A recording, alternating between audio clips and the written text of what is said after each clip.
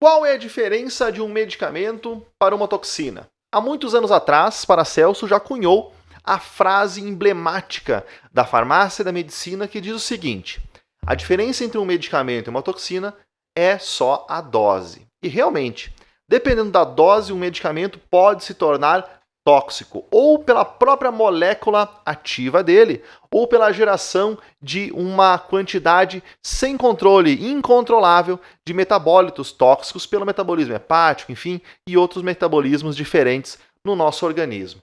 Então, sabendo que um medicamento, se utilizado em uma quantidade excessiva, pode se tornar uma substância perigosa, por que isso acontece? Por que isso acaba acontecendo e trazendo pessoas todos os anos prestes a irem a óbito em todos os hospitais do Brasil? Bom, alguns indícios nós podemos já levantar de cara. As intoxicações por medicamentos partem de principalmente duas coisas. Quando a pessoa, fora, claro, aquelas que são intencionais, né? Então, esses dois pontos são quando a pessoa não sabe a dose máxima que ela pode utilizar de um determinado fármaco e acaba utilizando achando que aquilo vai melhorar mais ainda a condição clínica dela, ou acidentalmente. No caso, por exemplo, do paracetamol, que é uma substância que está em diversos medicamentos e muitas vezes o nome está quase que escondido, está na fórmula junto com outros princípios ativos e acaba que a pessoa toma vários medicamentos desses e a dose do paracetamol só é somada. Tanto num caso quanto no outro, nós estamos aqui para ajudar, trazer informação sobre quais são os medicamentos que mais causam intoxicação e principalmente quais os antídotos disponíveis para que haja a reversão do processo de toxicidade. Exatamente, diversas intoxicações têm sim antídotos, que é uma substância capaz de reverter o processo tóxico, inativando o efeito tóxico da toxina que está causando a intoxicação. Muito bem, então isso nós vamos falar nesse vídeo de hoje e para que você consiga entender a matéria, é necessário que você clique em inscrever-se e ative as notificações para que toda semana você receba mais e mais vídeos sobre esse canal que começou com tudo agora no final desse ano e vai ter vídeo toda semana. Toda quinta-feira, às 20 horas, vídeo novo no nosso canal. Então, venha comigo embarque nessa nave da farmacologia e venha aprender sobre intoxicação e utilização de antídotos.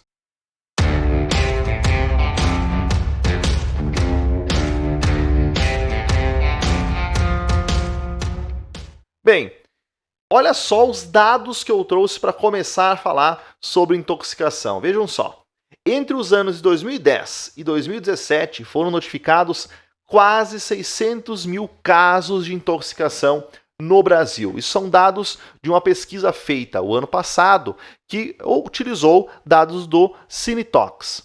Então, pessoal, olha só, destes quase 300 mil, ou seja, quase mais da metade, na verdade, se formos ver os dados na sua complementaridade, tiveram como alvo a intoxicação o uso de algum medicamento. Então, o agente tóxico era um medicamento, uma substância que deveria ser utilizada para curar uma doença e não causar uma condição tóxica. Isso data mais ou menos 53% do total de ocorrências de intoxicação. E olha só, pessoal, o restante, né, os medicamentos que intoxicaram mais, esses medicamentos intoxicaram mais as pessoas do que drogas de abuso, agrotóxicos agrícolas e raticidas. Então, realmente a prevalência de intoxicação por medicamentos é muito grande. A predominância, então, do evento que causa intoxicação, o que mais causa, né, a intoxicação por medicamentos, é realmente um quadro acidental, que equivale a 36%, né, do processo, né, das causas de intoxicação. A automedicação é levantada, especialmente quando nós temos medicamentos do tipo de isentos de prescrição, porém, olha só, decorrentes do uso terapêutico prescrito, chega a ser 11%, perdão, do número de casos de intoxicação. Abuso, né, o uso excessivo e intencional do medicamento, 6%. Então, o que falam esses dados para nós? De que a falta de conhecimento é a principal causa das intoxicações. Existem, claro, prescrições em doses excessivas? Existem. Existem pessoas que utilizam com a finalidade de se intoxicar e que fazem parte desse bolo de pessoas que sofreram desse mal? Sim, mas a principal causa é a falta de conhecimento. Nessa aula de hoje, nós vamos falar das principais drogas que causam intoxicação e os antídotos. Complementar esta aula, como eu gosto muito de vocês, eu fiz uma tabela com os dados das substâncias que são tóxicas, dos seus antídotos, dos principais efeitos da intoxicação e a posologia e dose do antídoto frente àquela condição que ele é utilizado. Essa tabela vai estar no link aqui embaixo desse vídeo, no drive do nosso perfil Farmacologia Fácil do Instagram. Então, se você não conhece o nosso perfil, já aproveita, siga nosso perfil, tem conteúdo grátis e muito legal de farmacologia todos os dias, postados por mim e pela minha equipe do Farmacologia Fácil. Então, pessoal, lá no perfil tem o link nos destaques do drive e aqui embaixo o link para vocês acessarem a tabela com todos os antídotos e fármacos tóxicos que nós trabalharemos nessa aula. Muito bem, algumas condições são fruto de processos tóxicos, como por exemplo, uma depressão neuronal, o excesso de uso de medicamentos que causam depressão do sistema nervoso central. Isso pode causar um evento chamado de depressão neural. Esse processo pode levar ao coma e ao óbito. Então, o excesso de uso de medicamentos que causam depressão no sistema nervoso central. Outra crise muito comum é a simpático-mimética. Olha só, simpático e sistema nervoso simpático, mimética de imitar. Olha, então vários medicamentos que se assemelham ao sistema nervoso simpático quando utilizados, ou substâncias que acabam com o efeito das enzimas que degradam os neurotransmissores do sistema simpático. Também podem causar. Então, vários medicamentos que sinergicamente estimulam o sistema simpático também podem causar a síndrome simpático-mimética. Da mesma forma que a síndrome colinérgica e anticolinérgica, ou seja, diversos medicamentos ou medicamentos que atuam na via, que estimulam a via de ativação da acetilcolina ou que bloqueiam a atuação da acetilcolina. Podem causar uma síndrome. Por que eu chamo de síndrome? Porque são vários componentes, vários efeitos que essa estimulação ou que esse bloqueio vão gerar no nosso organismo. Assim como síndrome serotoninérgica e extrapiramidal. Quem nunca ouviu falar dos efeitos extrapiramidais, né? Que são tremores, enfim, que são causados por medicamentos para náusea, como antieméticos, ou os próprios neurolépticos, né? A serotoninérgica, que pode ser causada por antidepressivos, ou vários medicamentos que atuem na via da serotonina, que aumentam a concentração da serotonina. Então, existem síndromes tóxicas que podem ser geradas pelo uso de diversos medicamentos concomitantes, mas nem sempre vários medicamentos causam essa síndrome. Também pode acontecer com a utilização de um medicamento que atue nessa via, como nós veremos na aula de hoje. Não podíamos deixar de falar do primeiro fármaco desta lista de medicamentos. Com certeza, né, pessoal? Paracetamol. Quem nunca ouviu falar da toxicidade hepática do paracetamol? É impossível falar de toxicidade de medicamentos sem falar do paracetamol. E eu vou dizer por quê. Olha só. O paracetamol é um medicamento isento de prescrição. Ele não precisa de prescrição médica, né?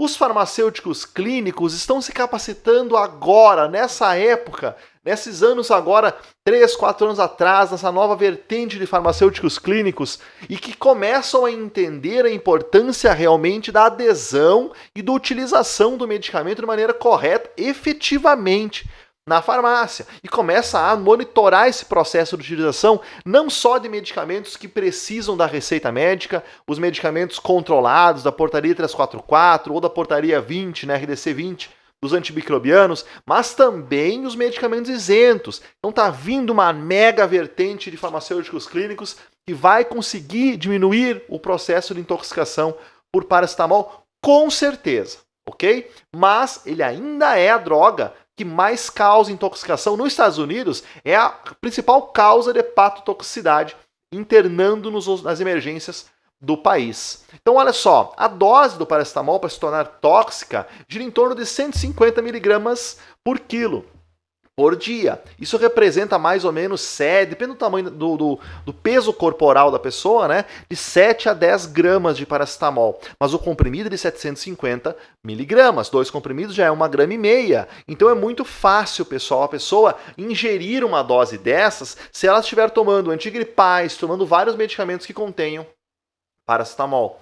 Quais são os sintomas que ela vai apresentar? A pessoa que está intoxicada com o paracetamol. Nós temos sempre, quando nós falamos em toxicidade, nós falamos em um evento agudo e num evento crônico. Existe uma intoxicação contínua, mais branda, que apresenta alguns efeitos adversos diferentes da intoxicação aguda, aquela que vai realmente causar efeitos deletérios rapidamente no nosso corpo.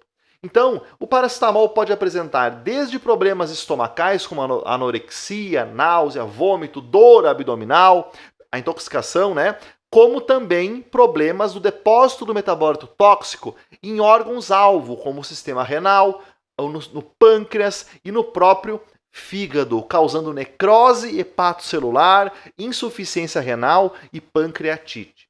Mas é o paracetamol mesmo que causa? Não, pessoal, não é ele especificamente que causa. Olha só, o paracetamol ele sofre um metabolismo intenso no nosso fígado, intenso.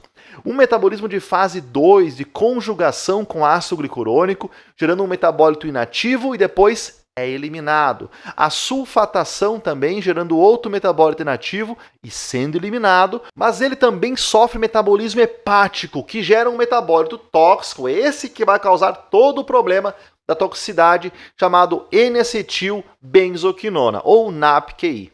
Esse metabólito, pessoal, ele é inativado no fígado quando gerado pela glutationa, que é o nosso principal antioxidante hepático e de todo o nosso organismo. O problema é que quando eu tenho um excesso de paracetamol, a glutationa não dá conta de bloquear o NAPQI e ele acaba se acumulando e causando a lesão hepática, que é um dos principais efeitos da toxicidade desse metabólito tóxico. Mas não é só a dose do paracetamol em excesso que causa dificuldades, né, em controlar o NAPQI. Também eu posso ter condições onde a glutationa está diminuída. E essa condição ela pode ser gerada pelo uso de álcool, pelo envelhecimento, pelo excesso de outros medicamentos. Então pode ser uma condição do próprio organismo ter uma concentração baixa de glutationa. O antídoto utilizado para essa intoxicação é a N-acetilcisteína, que é um precursor da glutationa. Então ela vai gerar glutationa, abastecer as reservas de glutationa e conseguir inativar o NAPQI no nosso fígado. Muito bem, lembrando que o paracetamol é um NIP, então por isso que ele causa tanto efeito adverso, tantos eventos de intoxicação, porque muitas vezes ele está perdido no meio de fórmulas de medicamentos antigripais e as pessoas acabam utilizando sem saber que todos aqueles medicamentos, 3, 4 medicamentos que ela toma, têm o paracetamol. Muito bem, segunda intoxicação muito prevalente é a digoxina. Digoxina, pessoal, ela é um fármaco digitálico que aumenta a força da contração cardíaca. Normalmente, pessoal, intoxicações por digoxina fazem com que haja um aumento do tônus vagal no nosso organismo, do centro vagal, do centro do tônus vagal, induzindo bradiarritmias, bloqueio atrioventricular e principalmente qualquer tipo de arritmia. Além disso, fraqueza nos membros, letargia, confusão, anorexia, náusea, vômito, né, que são problemas frequentes também, e a hipercalemia.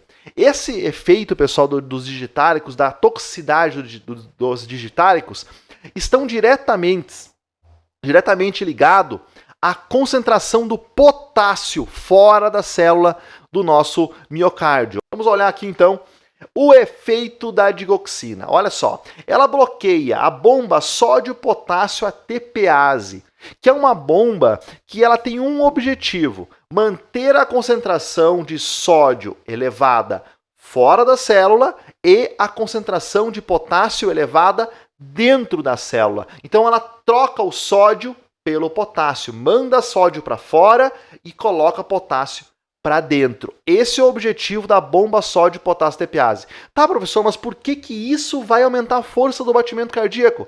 Calma, calma, meu caro gafanhoto. É porque para que haja o batimento cardíaco, eu preciso de cálcio. O cálcio vai entrar pelos canais de cálcio abertos com a despolarização do tecido. Muito bem. Então eu abro o canal de cálcio, entra o cálcio na célula, ele vai agir na contração muscular e para sair, pessoal, para que o cálcio saia, ele precisa ser trocado pelo sódio. Então o sódio entra e o cálcio sai no mesmo contratransporte, a mesma proteína de contratransporte.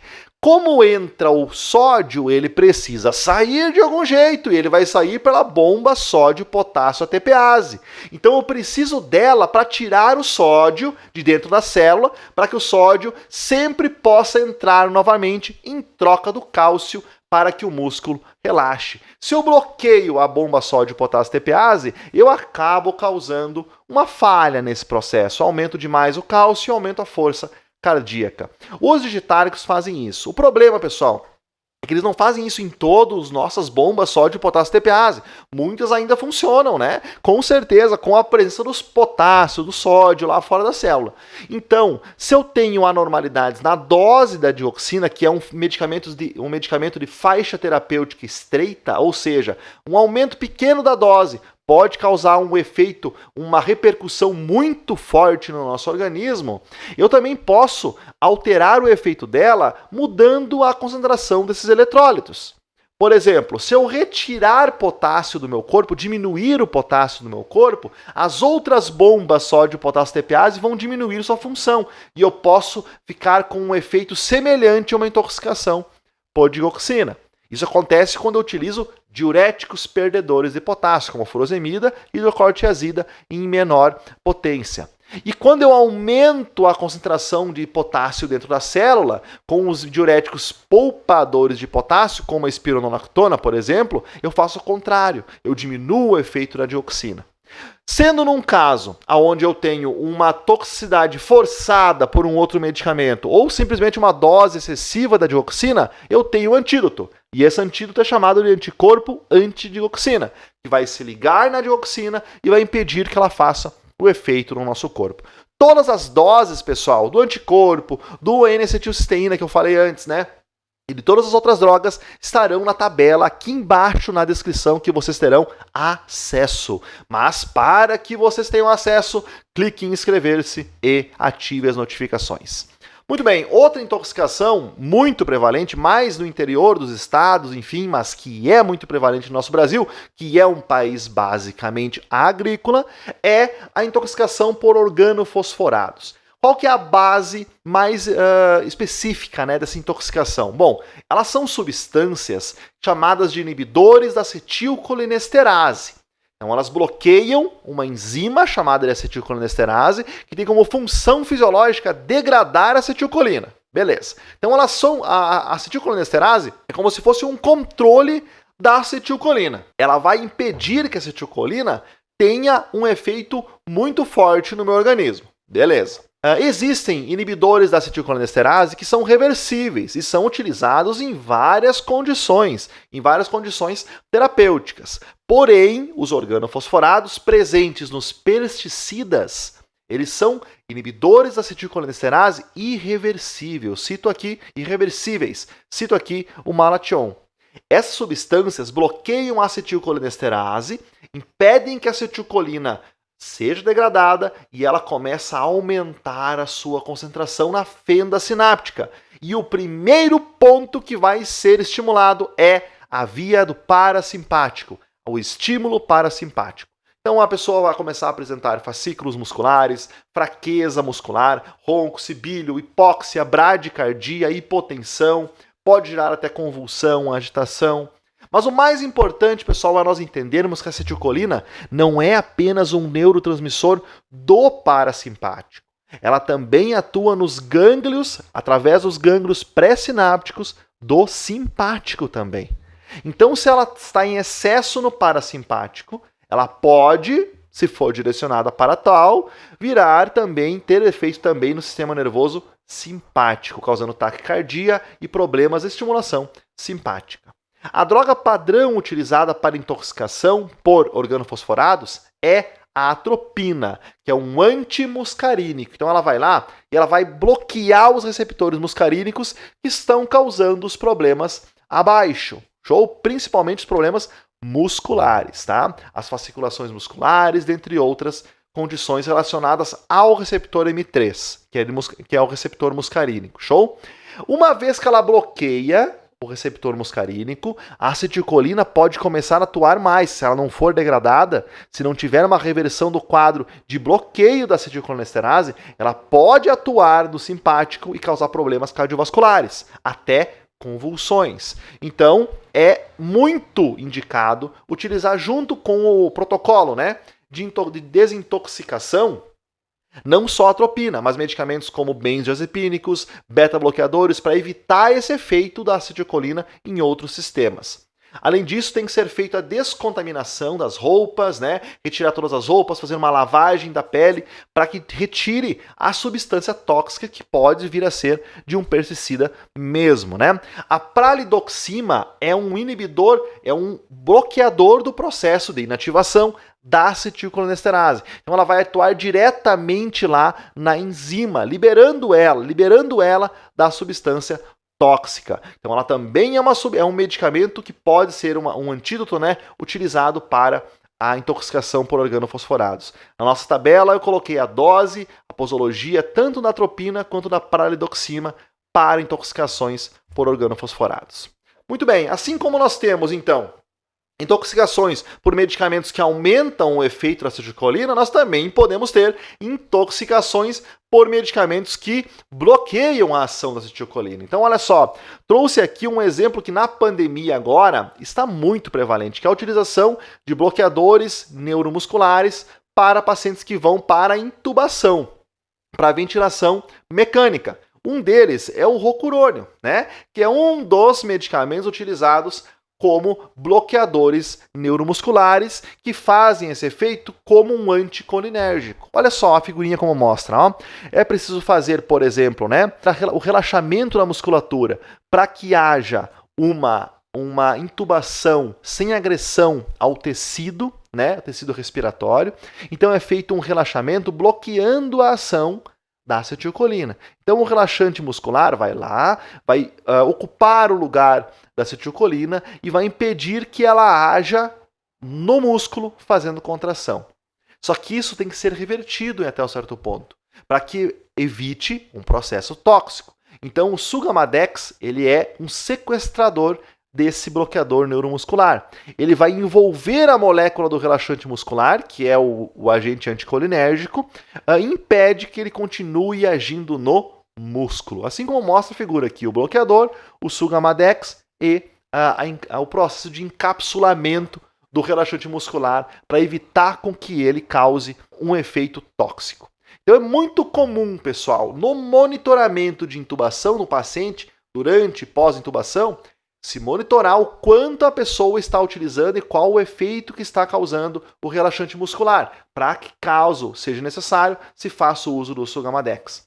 O processo de intoxicação por anticolinérgicos causa delírio, como agitação, irritação, desorientação, alucinações auditivas, visuais, discurso incoerente. Então isso é um indício de que a pessoa está com intoxicação por relaxantes musculares.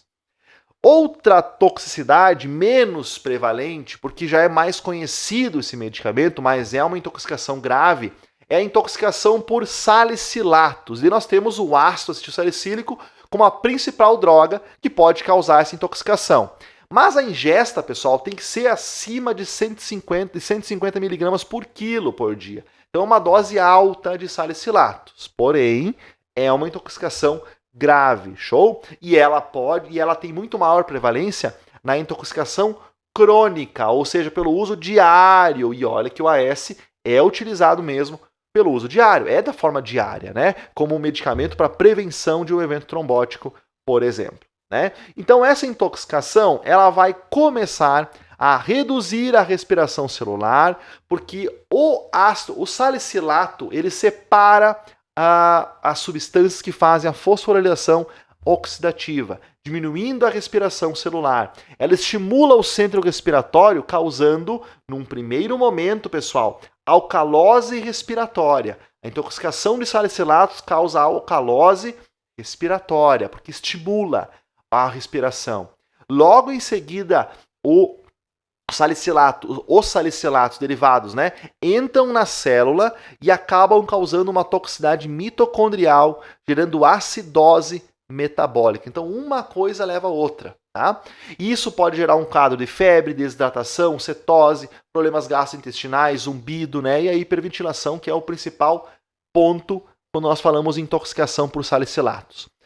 Não tem um antídoto direto que desloque ele do local de ação. Porém, eu tenho como aumentar a eliminação do organismo dos salicilatos, fazendo um aumento do pH da minha urina. Olha só, aumentando o pH, lembrando que o ácido acetilsalicílico tem um pKa baixo, ele é um ácido fraco, assim como todos os salicilatos. Então ele vai ser eliminado se eu tiver um pH urinário ácido também, ou levemente ácido. Quando eu aumento o pH da minha urina, ele vai ionizar dentro do meu filtrado renal e assim vai ser eliminado com muito maior facilidade.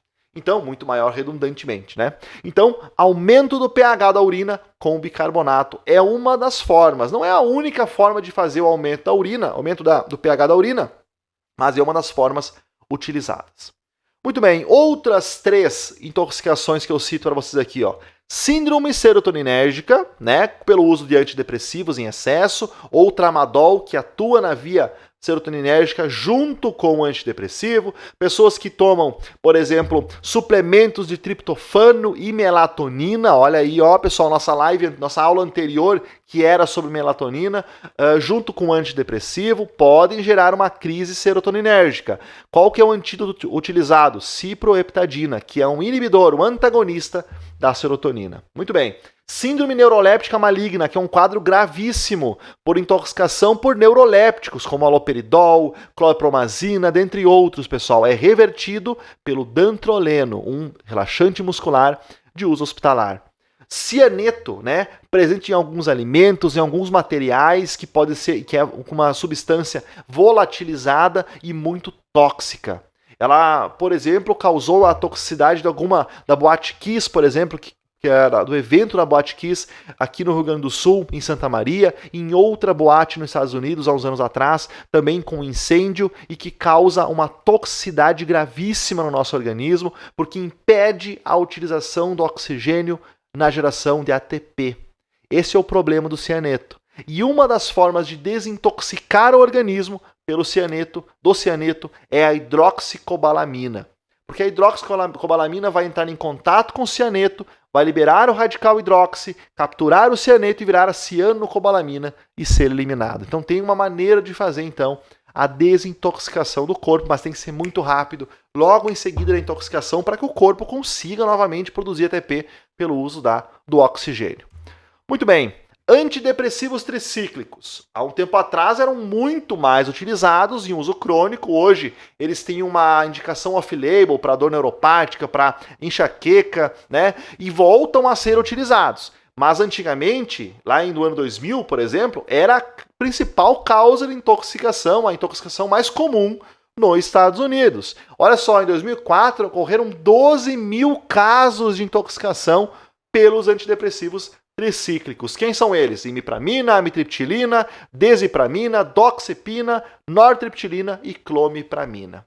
Esses medicamentos, inclusive a doxepina, ela é utilizada até para insônia. Esses medicamentos têm uma farmacodinâmica voltada a inibir a recaptação de todas as monoaminas. Já começa aí a falta de seletividade.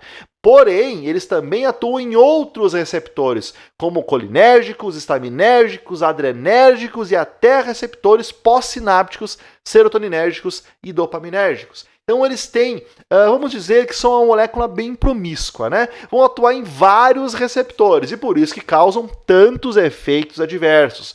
Os efeitos da intoxicação giram em torno da hipertermia, da visão turva, pupilas dilatadas, sonolência, confusão, convulsões que podem ser geradas pelo excesso da intoxicação, taquicardia e até parada cardíaca. Essa intoxicação ela é revertida, os protocolos que são utilizados envolvem Bicarbonato também, mas agora na alcalinização sérica. Isso é muito utilizado para que, nas condições de aumento do pH sérico, o ADT seja eliminado do nosso corpo, né? Se desligue dos receptores e seja eliminado do nosso organismo. Muito bem. Beta-bloqueadores, olha só. Também, pessoal, também. Já se inscreveu no nosso canal? Já se inscreveu? Então acabe. Ai, gente, se inscrevam. Cliquem ali, inscreva-se. Cliquem nas notificações e venha com a gente aqui no nosso canal do YouTube. Muito bem, beta-bloqueadores. Beta-bloqueadores são fármacos utilizados inicialmente na droga padrão para a hipertensão. Hoje em dia tem várias outras classes, né? Os bloqueadores de canal de cálcio, que nas novas diretrizes são trazidas, são elencadas como uma primeira linha, os diuréticos tiazídicos, né? Os inibidores da ECA. Então, os beta-bloqueadores não são mais tão utilizados como a primeira escolha. São mais voltados à hipertensão com algum comprometimento cardíaco. Mas são drogas extremamente utilizadas numa média geral, no tratamento da hipertensão. A toxicidade pelo uso de beta-bloqueador vai depender de duas coisas principalmente. A lipossolubilidade da molécula, então nós temos aqui o nadolol com uma baixíssima lipossolubilidade, então a probabilidade de causar um evento tóxico é menor, mas nós temos aqui, por exemplo, o propanolol, o labetalol e o carvedilol com alta lipossolubilidade e podendo causar mais intoxicação. Além disso, além desse critério, nós temos a seletividade para prever os eventos tóxicos, aqueles que são cardioseletivos e que não são seletivos, ou seja, atuam também no pulmão, causam mais comprometimento pulmonar, exemplo do propanolol, né? Mas também o tempo de meia-vida. O tempo de meia-vida, quanto maior, maior é o risco de intoxicação pelas doses cumulativas, né? Então esses são os critérios para a gente perceber que nem todos os beta-bloqueadores são tão tóxicos. Porém, vários deles, né, acabam causando eventos tóxicos pelo tempo de uso. Então, quais são os efeitos da intoxicação por beta-bloqueadores? Hipotensão, bradicardia, bloqueio da condução atrioventricular são os mais voltados ao sistema cardiovascular. Mas os beta-bloqueadores mais lipossolúveis penetram também em maior prevalência no nosso sistema nervoso central, podendo causar eventos psicóticos, a depressão do sistema nervoso central e até convulsões por feedbacks internos do nosso sistema nervoso. Parada respiratória para aqueles que são menos seletivos para o receptor beta-2 dos pulmões e também, pessoal, também um efeito dos receptores beta pancreáticos, aumentando, né, a atuação, a liberação de insulina e causando hipoglicemia. Esses são os eventos da toxicidade dos beta-bloqueadores. O que nós precisamos lembrar, então, dessa classe? Aqueles que têm alta lipossolubilidade, que são pouco seletivos e tempo de meia-vida maior, são aqueles que mais causam intoxicação. É uma classe muito utilizada, então a intoxicação ela pode vir a acontecer a longo prazo e vai primeiramente causar problemas pressóricos, alterações no sistema cardiovascular, mas pode evoluir para problemas no sistema nervoso central.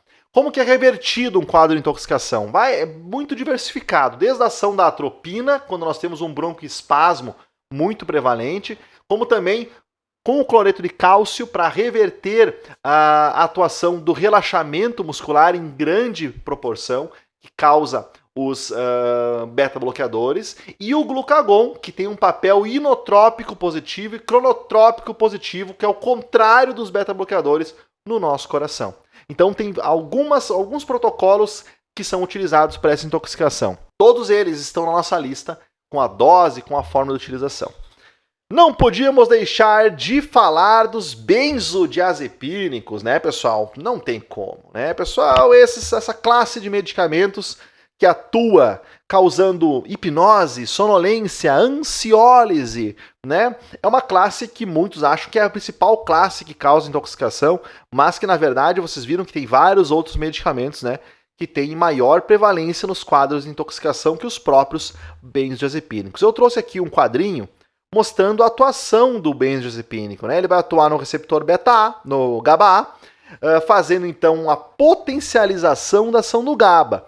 Eles se ligam entre duas subunidades do receptor GABA-A, e fazem com que ele fique mais tempo aberto na presença do GABA, aumentando a entrada do cloreto dentro da célula do neurônio pós-sináptico, causando uma hiperpolarização e impedindo disparos nervosos. Por isso que o benzodiazepínico é um sedativo, né? É um hipnótico. Ele causa sono, ele causa relaxamento muscular, ele causa ansiólise, diminui os quadros de ansiedade, então é um depressor do sistema nervoso central.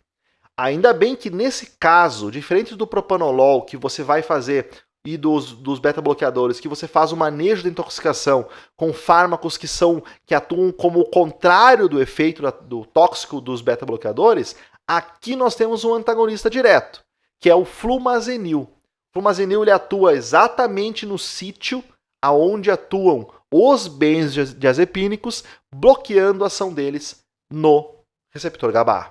Isso diminui, então, o evento tóxico. Diminui diretamente o evento de sedação, o resultado, né, de sedação, sonolência, fala arrastada, enfim, todos os efeitos da toxicidade dos benzodiazepínicos. Aqui mostra exatamente aonde ele atua. Olha lá, ó.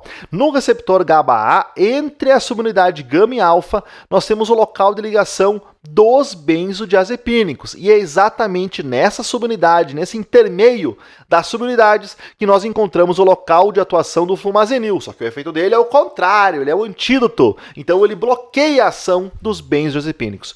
Notem que não tem nada a ver com o local aonde se ligam os barbitúricos.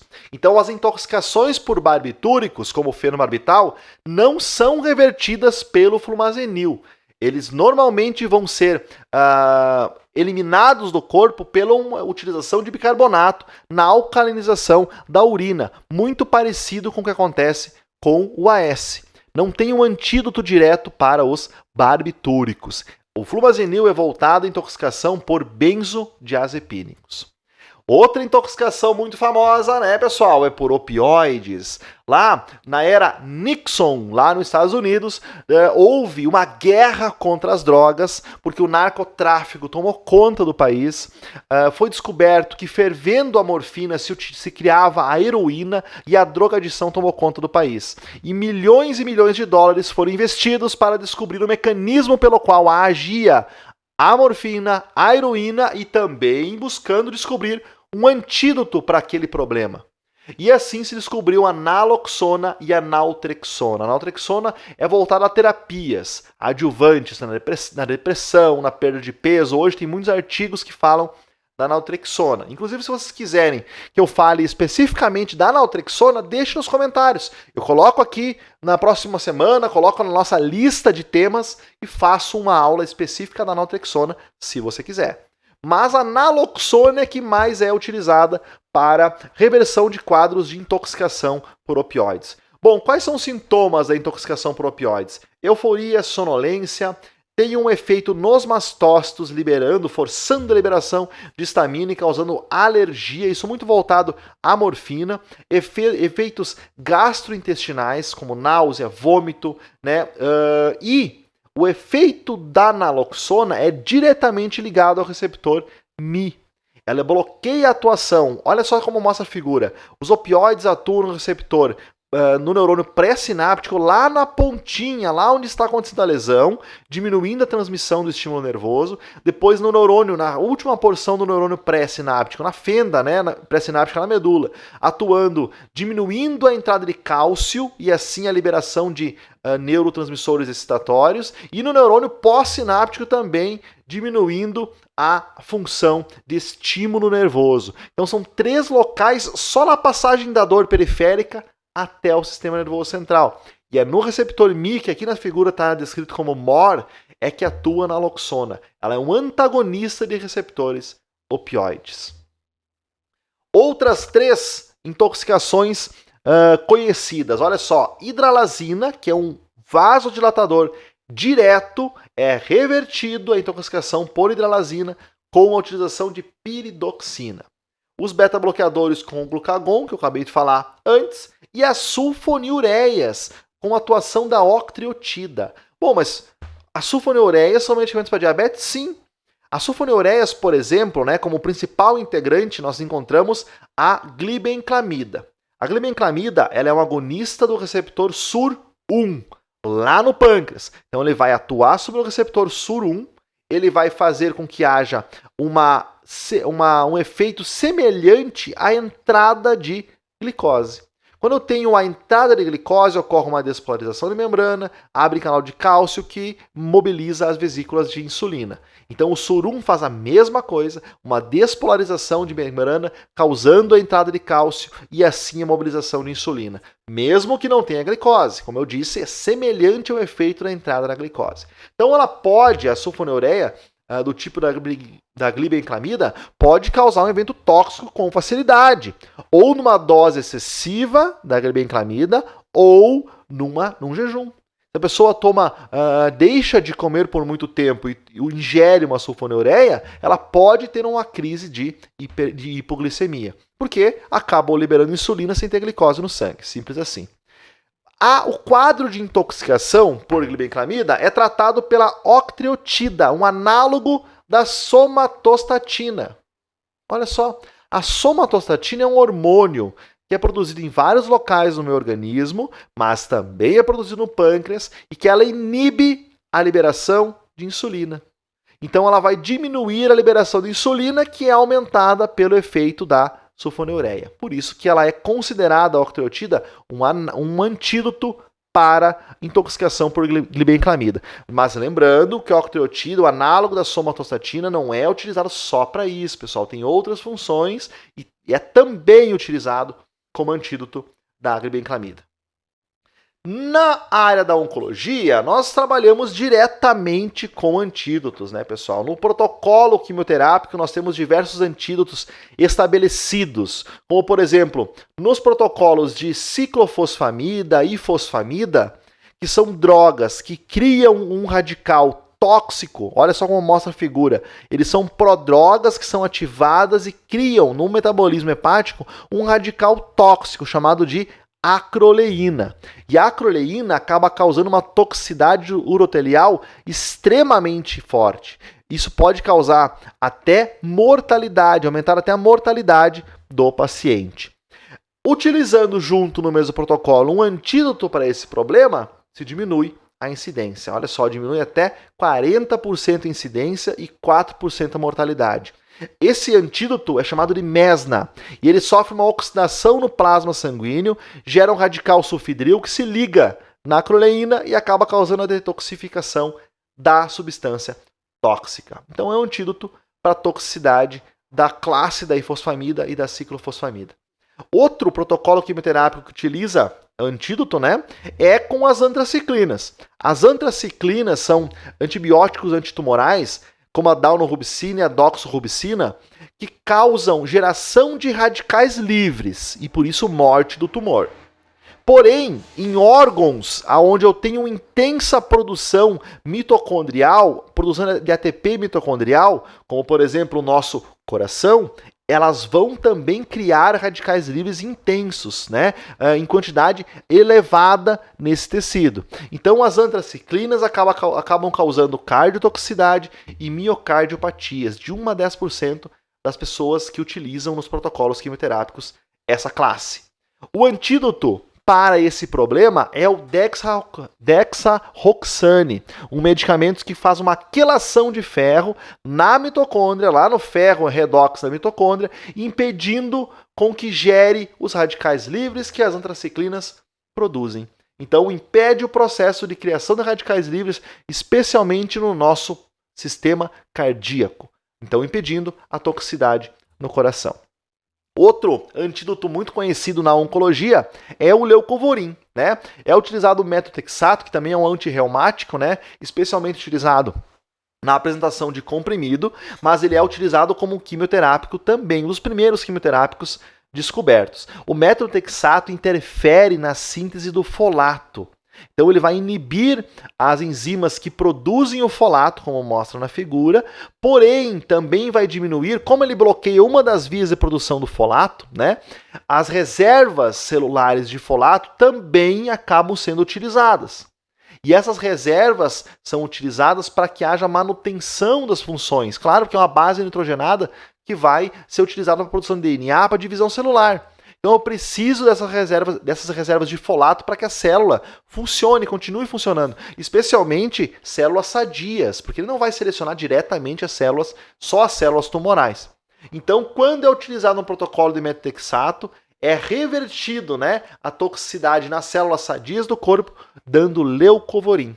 Porque as células que já têm pouco folato reduzido, né, vão morrer com a atuação do metotexato. Então, as outras, que são as células tumorais, as outras células que são agredidas pelo metotexato precisam ser protegidas. E elas são protegidas com a utilização do leucovorin, que vai manter as reservas de folato nas células boas estabelecidas, no mínimo, né, pelo menos, para a sobrevida celular.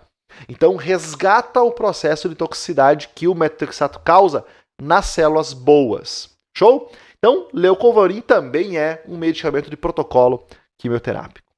Outros antídotos muito utilizados são aqueles chamados reversores do processo de anticoagulação, como a protramina, que é um inibidor das heparinas, e a vitamina K, que reverte um quadro tóxico dos derivados cumarínicos. E para isso eu trouxe para vocês um fluxograma que eu utilizei numa aula de antiplaquetários e anticoagulantes da nossa plataforma Farmacologia Aplicada 2.0. Tá? Então é uma das aulas da nossa plataforma. Quem não conhece a nossa plataforma, aqui embaixo no nosso vídeo vai estar o link, www.farmacologiaaplicada.com, onde você vai conhecer a plataforma de ensino de farmacologia do nosso canal e do nosso perfil do Instagram. E lá eu dei uma aula, né, um tempo atrás, sobre antiplaquetários e anticoagulantes. Eu peguei a tabelinha aqui para falar para vocês o alvo, né, o alvo dos antídotos. Então, olha só, lembrando, vamos recapitular rapidinho, né, a formação do trombo parte da ativação plaquetária inicialmente, né, a agregação plaquetária. Então aqui tem o AS atuando no tromboxana 2, o abciximab atuando no receptor GP2B3A, o clopidogrel atuando nos receptores de ADP, tudo isso na plaqueta, para evitar que ela agregue. Uma vez que ela sofre a agregação plaquetária, alguns fatores são liberados na ativação plaquetária, dentre eles o fator 5, né? O fator 5 que vai ser muito utilizado depois na cascata de coagulação. E daí começa a cascata de coagulação sobre aquela membrana de plaquetas agregadas. Essa cascata de coagulação, ela tem a via intrínseca, né? E a via extrínseca, que vão criar condições para que haja a coagulação sanguínea. Então, olha só, vamos olhar aqui. Lá no nosso fígado, eu produzo alguns fatores de coagulação. A base para produzir a substância que vai atuar, o fator que vai auxiliar na produção dos fatores de coagulação, né, o cofator, é a vitamina K. Então, a vitamina K vai atuar como um indutor da produção dos fatores de coagulação. Então, olha só, nós temos aqui 4 fatores produzidos pela vitamina K: fator 2, fator 7, fator 9 e fator 10. Esses 4 fatores são produzidos pela vitamina K. E a varfarina, pessoal, vai bloquear a vitamina K na produção desses fatores de coagulação. Quando ela está em excesso, ela pode causar eventos hemorrágicos. E uma forma de reverter essa toxicidade da varfarina, de um derivado cumarínico, é exatamente suplementando o nosso corpo com mais vitamina K, para que essa vitamina K, que não está ligada com a varfarina, com o derivado cumarínico, possa produzir novamente fatores de coagulação. Então, aí está a base da reversão do processo de intoxicação por derivados cumarínicos. E aqui embaixo, olha só, nós temos as heparinas. As heparinas estimulam a função da antitrombina. A antitrombina é uma substância que vai, olha só, impedir a conversão de fator 5 e de fator 10 em fator 10 ativado, que é uma cascata crucial, última etapa para a formação do complexo protrombinase, que é o que vai produzir realmente a trombina. E também vão estimular, auxiliar a antitrombina na conversão, ela bloqueia, né, a produção de trombina do fator 2 ativado. Então o fator 10 não é ativado, né, com a ação da antitrombina, e o fator 2 também não é ativado pela ação da antitrombina. E as heparinas estimulam a antitrombina. Então, estimulam a função dela no bloqueio da coagulação. Como que eu faço, então, para impedir isso? Não adianta trabalhar na vitamina K, porque a vitamina K é um outro processo. Aqui está sendo bloqueado o processo de coagulação diretamente. Então é utilizado um antídoto direto também, assim como a digoxina tem, assim como os benzodiazepínicos têm, onde o flumazenil atua no receptor. Eu tenho aqui a protamina. A protamina vai, então, bloquear a ação da heparina sobre a antitrombina 3, e assim liberando a cascata de coagulação livremente. Voltando então ao processo de coagulação comum.